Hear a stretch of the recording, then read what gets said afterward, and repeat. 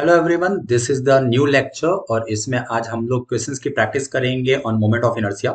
इसके पहले मैंने आपको point mass, rod, ring, disc, cylinder, sphere, cone, triangle, rectangle, सारे जितने भी बॉडीज थे सबके मोमेंट ऑफ इनर्शिया और जो भी केसेस हो सकते थे वो मैंने बता दिया है।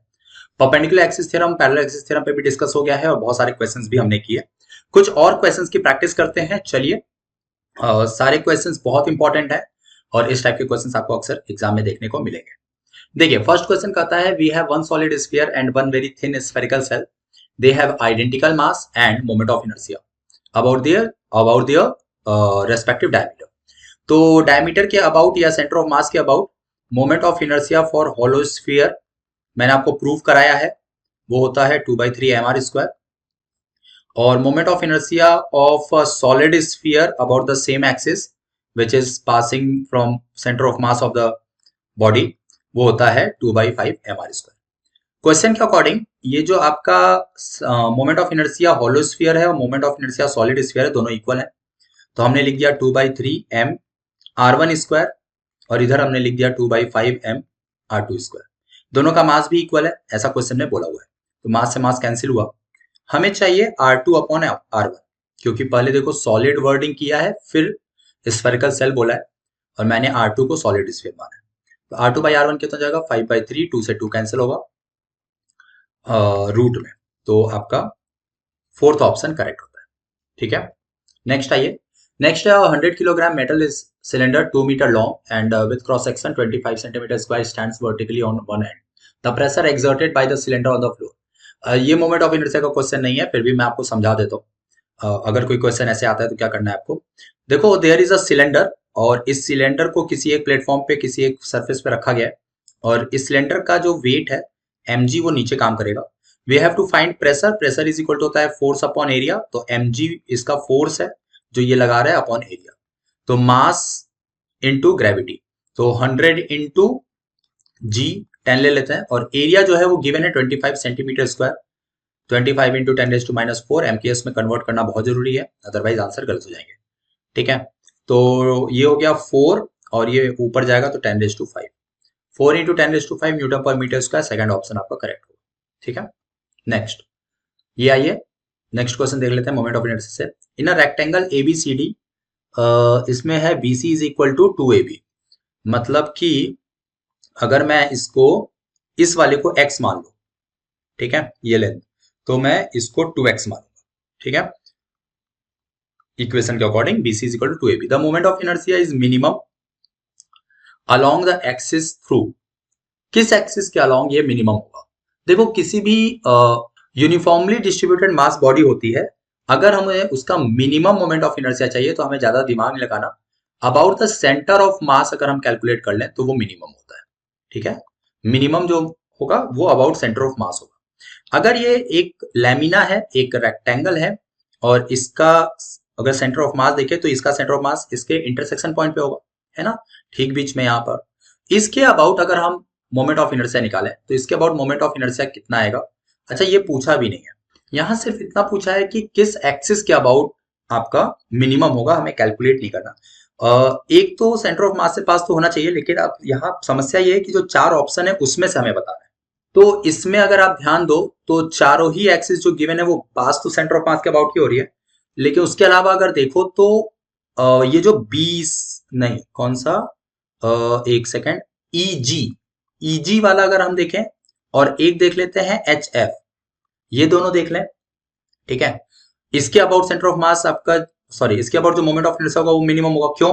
क्योंकि देखो, BD अगर एक्सिस लोगे तो इससे ये पार्ट का जो मास है इसका डिस्टेंस ज्यादा होगा और इस तरह आओगे तो ये पार्ट का डिस्टेंस ज्यादा होगा। तो जैसे जैसे डिस्टेंस बढ़ती है मोमेंट ऑफ इनर्शिया बढ़ता है। तो BD वाला उतना अच्छा नहीं है। और BC देखें तो BC के लिए भी देखो, अगर BC एक्सिस है, इससे भी मास का डिस्ट्रीब्यूशन दूर है कि नहीं? इधर वाला पार्ट का जो मोमेंट ऑफ इनर्शिया होगा, एलिमेंट पार्ट का, उसका मोमेंट ऑफ इनर्शिया ज्यादा होगा। तो ये BC और BD तो हटा दो, जो EG और HF है इसके लिए सोचते हैं। तो EG के अबाउट मोमेंट ऑफ इनर्शिया होगा 1/12 mx² और HF के अबाउट होगा 1/12 m। ये लेंथ कितना है? 2x का स्क्वायर। ठीक है, तो ये हो जाएगा कितना 1/3 mx स्क्वायर। तो 1/12 mx स्क्वायर ये सबसे छोटा है, तो इजी वाला आपका आंसर सही होगा। ठीक है, थोड़ा सा ट्रिकी क्वेश्चन था, ध्यान देने के लिए जरूरत है। चलिए इस क्वेश्चन को देखते हैं। इस क्वेश्चन के बैकग्राउंड में बहुत सारे स्टार्स दिख रहे हैं, उसको इग्नोर कीजिए। A ring, a disc, a solid sphere and spherical shell, सबका मास सेम है, रेडियस सेम है। The body which has the highest moment of inertia. देखो रिंग का मोमेंट ऑफ इनर्शिया अगर मैं लिखूं तो रिंग का मोमेंट ऑफ इनर्शिया होता है mr स्क्वायर। फिर डिस्क का मोमेंट ऑफ इनर्शिया निकाल लेते हैं, तो ये होता है हाफ mr स्क्वायर। अच्छा, मैं किस एक्सिस के अबाउट लिख रहा हूँ? मैं जो भी एक्सिस ले रहा हूँ वो सब सेंटर ऑफ मास से पास होगा और परपेंडिकुलर टू दी प्लेन होगा। ठीक है, सॉलिड स्फीयर का 2/5 mr स्क्वायर और स्फेरिकल सेल या हॉलो स्फीयर का 2/3 mr स्क्वायर। ठीक है, तो सारी ही वैल्यूज देखोगे तो छोटी है, रिंग का मोमेंट ऑफ इनर्शिया सबसे ज्यादा है। ठीक है, क्योंकि ये सबसे बड़ी वैल्यू है, चारों को कंपेयर कर लिया, तो फर्स्ट ऑप्शन आपका करेक्ट। नेक्स्ट आ जाओ। 1/4 circle, sorry 1/4 sector is cut from a uniform circular disc of radius r। Okay, एक डिस्क है, इस डिस्क से एक क्वार्टर पार्ट, ये पार्ट काट के अलग कर दिया गया। Has a mass m। अच्छा, इसका मास m है, तो पूरे का मास 4m हो जाएगा। ठीक है, it is made to rotate about a line perpendicular to the plane and passing through the centre of original disc. तो ये है इसके परपेंडिकुलरली, इस प्लेन के परपेंडिकुलर एक्सिस है। इट्स मोमेंट ऑफ इनर्शिया, अच्छा सिर्फ इसी का मोमेंट ऑफ इनर्शिया पूछा है, तो मैंने आपको प्रूव कराया था किसी भी डिस्क का कैसा भी पार्ट हो, कितना भी छोटा सा सेक्शन हो, थीटा एंगल कुछ भी हो, इसका moment of inertia half mass r square होता है। अब ये मास कितना है m, तो m लिख दिया बस, तो फर्स्ट ऑप्शन आपका करेक्ट है। ठीक है, तो इसमें आपको डिराइव करने की जरूरत नहीं है, मैंने ऑलरेडी कराया हुआ है। अच्छे से लेक्चर को देखो, सब याद हो जाएगा। नेक्स्ट है the moment of inertia of a uniform circular disc of radius r, mass m, about an axis passing through the edge of the disc and normal to the disc. देखो मैं disc को कुछ इस तरीके से बना देता हूं इस बार। ठीक है, ये इसका सेंटर ऑफ मास है और ये एक्सिस है, एक्सिस ऐसे गिवन है। ठीक, कैसे पता मुझे? देखो बोला है कि जो एक्सिस है वो एज से पास होनी चाहिए, एक एज से पास होनी चाहिए, और नॉर्मल टू दी डिस्क मतलब जो प्लेन है इसका, ये जो डिस्क का प्लेन है इसके परपेंडिकुलर होना चाहिए। ठीक है, अगर रेडियस r है तो मैं इस एक्सिस के अबाउट मोमेंट ऑफ इनर्शिया लिख सकता हूं, ये डेरिवेशन में था हमारे, ये होता है हाफ mr स्क्वायर। ठीक, अब हम लगा देंगे पैरेलल एक्सिस थ्योरम। हमें चाहिए लेट्स से AB के अबाउट, तो AB के about moment of inertia is moment of inertia about centre of mass plus total mass into बीच के डिस्टेंस का स्क्वायर। ये होता है half mr square, centre mass के about plus total mass m है और डिस्टेंस है r, तो ये हो जाएगा 3/2 mr स्क्वायर। ठीक है, 3/2 mr स्क्वायर, डी ऑप्शन आपका करेक्ट होगा। सिंपल था। Next, the radius of gyration of a solid sphere of radius r rotating of solid sphere of radius r rotating about its tangential axis, तो this is the solid sphere। देखो यार, जब भी radius of जाइरेशन पूछे दिमाग नहीं लगाओ, simple सा जिस भी पॉइंट के अबाउट पूछा है ना, उस पॉइंट के अबाउट पहले मोमेंट ऑफ इनर्शिया कैलकुलेट कर लो। बहुत सारे ऐसे मतलब कॉन्सेप्ट्स आपको पता होंगे कि moment radius of gyration is equal to root over I upon में r स्क्वायर, इस तरीके से आपको सॉल्व करना चाहिए, आई अपॉन में mr स्क्वायर, इस तरीके से आपको सॉल्व करना चाहिए। नहीं, ज्यादा दिमाग नहीं लगाना है अपने को, फॉर्मूला खेलने की जरूरत नहीं है। मैं जो आपको तरीका बता रहा हूं वो सुनो। किस एक्सिस के अबाउट बोला है? टेंजेंशियल एक्सिस बोला है। टेंजेंशियल एक्सिस ये होती है, इसके अबाउट मोमेंट ऑफ इनर्शिया पता करो। देखो ये जो सेंटर ऑफ मास के अबाउट है, इसके about moment of inertia 2/5 mr square, parallel axis theorem से हो जाएगा 2/5 mr square plus mr square. Parallel axis theorem आपको लगाने आना चाहिए, तो ये हो जाएगा आपका 7/5 mr स्क्वायर। जैसे ही तुमको टोटल मोमेंट ऑफ इनर्शिया मिल गया, इसमें से mr स्क्वायर को गायब कर दो, जो बचा 7/5 वही आपका आंसर होगा, रूट ओवर 7/5, यही आपका आंसर होता है, यही आपका रेडियस ऑफ जाइरेशन। ठीक है, इसमें बहुत ज्यादा आपको सोचने की जरूरत नहीं है। The moment of inertia of a uniform circular wire, ठीक है, अच्छा semi circular wire of mass m radius r about a line perpendicular to the plane, ये तो मैंने पूरा प्रूव कराया है कि अगर कोई ऐसे सेमी सर्कल है और इस एक्सिस के अबाउट जा रहा है, ये एक्सिस कैसे है? प्लेन के परपेंडिकुलर। अच्छा मास कितना? m, तो हर एक मास अगर ध्यान दोगे तो हर एक मास कोई भी डीएम सेक्शन ले लो, सब आर डिस्टेंस पे, तो मोमेंट ऑफ इनर्शिया सीधा सीधा क्या हो जाएगा, M R square. Next question है, masses of 1, 2, 3 and 4 kilogram are lying at the point 0, 0, 2, 0 और ये सारे कोऑर्डिनेट्स गिवन है। Moment of inertia of the system about X axis, तो सबको प्लेस कर लेते हैं। देखो 0, 0 पर आपका जो मास है वो 1 किलो रखा है, ये कोऑर्डिनेट है 0, 0 एंड देन 2, 0 यहां होगा, ठीक है, यहां पर है 2 किलोग्राम। 0, 3 जो कोऑर्डिनेट होता है वो यहां होगा, ठीक है, ओरिजिन से वाई एक्सिस पे चले जाएंगे और यहाँ जो मास रखा है वो 3 किलोग्राम है। और -2 एंड -2, तो एक्स एक्सिस पे भी -2 गए और वाई एक्सिस पे भी -2, मतलब यहां होगा आपका -2 एंड -2, यहाँ रखा है 4 किलो। और इसका हमें क्या पूछा है, मोमेंट ऑफ इनर्शिया किस एक्सिस के अबाउट, एक्स एक्सिस। तो एक्स एक्सिस पहले ड्रॉ कर लेते हैं, ये हमारी एक्स एक्सिस है, ठीक है। तो 1 kg और 2 kg ये तो एक्सिस पर ही है, इनका कोई मोमेंट ऑफ इनर्शिया नहीं होगा। 3 kg का मोमेंट ऑफ इनर्शिया बेटा कितना होगा, 3 मास है और डिस्टेंस कितना है एक्स से, परपेंडिकुलर 3, तो 3 का स्क्वायर 9, तो 27 आपका यहां से आएगा। और यहाँ 4 किलो को देखो तो परपेंडिकुलर डिस्टेंस कितना है इसका 2, तो 4 मास और 2 का स्क्वायर 4, 16 यहां से आएगा। सो 27 प्लस 16 अगर हम ये सॉल्व करें तो हमारा आंसर आ जाएगा, कितना होगा 27 और 47 और 4 43, तो बी ऑप्शन आपका होगा किलोग्राम मीटर स्क्वायर, ठीक है। नेक्स्ट आइए, अगेन बोला है 3 particle 2, 3, 4 placed at point this, what is the moment of inertia of the system about Z axis. अब देखो यहाँ जेड एक्सिस से पूछा है, ओके।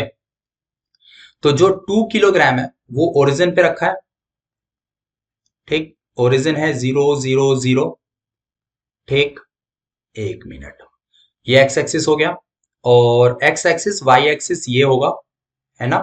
तो x पर 1 चले गए और y पर 1 चले गए, तो यानी कि यहां पर एक रखा है हमारा 3 किलोग्राम, क्लियर है। और 0, 1, 1 0, फिर y एक्सिस पर 1 और z एक्सिस पर 1, ओके, इस पर रखा हुआ है हमारा थर्ड मास 4 किलोग्राम का। तो 4 किलोग्राम तो बेटा तेरा z एक्सिस पे चला गया, y और z प्लेन में, तो अगर मैं उसको यहां मान लू तो भी चलेगा, ठीक है, क्योंकि जो परपेंडिकुलर डिस्टेंस होगा तेरा जेड एक्सिस से, जेड एक्सिस यहाँ के परपेंडिकुलर है इस पॉइंट से, वो तो वाई में ही होगा, है ना, जो कि 1 यूनिट है, 0, 1, 1, ठीक है। और इसका कोऑर्डिनेट था 1, 1, 0, ओके। जेड एक्सिस से इसका परपेंडिकुलर डिस्टेंस क्या होगा, तो इसका परपेंडिकुलर डिस्टेंस हाइपोटेनस से आएगा, ये 1 ये भी 1, तो ये आ जाएगा √2। तो हमें क्या मिला, 2 किलोग्राम छोड़ दो क्योंकि वो ओरिजिन पे ही है, जेड एक्सिस के ही अबाउट है, तो 3 इंटू √2 का स्क्वायर, ये मोमेंट ऑफ इनर्शिया हो गया 3 का, प्लस 4 इंटू 1 का स्क्वायर, ये हो गया, तो 3 2 6 और 4 10, डी ऑप्शन आपका करेक्ट आंसर, ठीक है।